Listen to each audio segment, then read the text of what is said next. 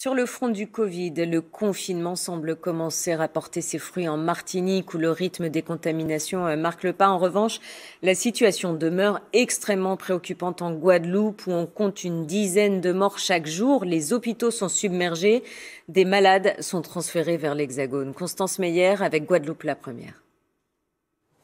Des corps par dizaines. En Guadeloupe, la crise sanitaire est d'une telle ampleur que les morgues sont totalement submergées. On n'a jamais eu un afflux pareil et surtout un turnover pareil.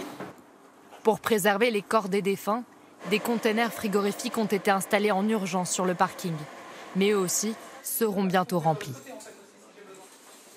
La vague est sur nous, elle est là et qu'il n'y a pas grand-chose qui pourra l'arrêter. On est trop haut, enfin on a une incidence qui est tellement énorme que de toute façon on ne pourra pas l'arrêter.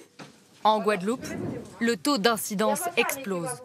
2156 cas pour 100 000 habitants, contre seulement 47 début juillet. À l'hôpital de Basse-Terre, il n'y a plus de chambres disponibles. Les patients sous oxygène occupent les couloirs et les malades ne cessent d'affluer. Ça ne s'arrête pas, c'est tous les jours, à toute heure. Des patients de plus en plus jeunes, comme cet homme âgé de seulement 44 ans. J'ai eu des problèmes respiratoires. On a dû m'hospitaliser en urgence. C'est très très dur.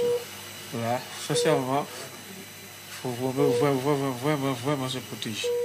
Dans une chambre voisine, ce patient est dans un état encore plus critique. En position ventrale, apparemment, comme vous pouvez voir, pour l'instant, il tient le coup. L'étape après, c'est donc l'intubation, le passage en réanimation, si ça ne passe pas le cap. Face à la tension hospitalière, de nouveaux soignants de métropole seront envoyés en renfort demain. Les évacuations de malades se poursuivent également. 8 patients sous assistance respiratoire devraient quitter les Antilles dans les prochaines heures.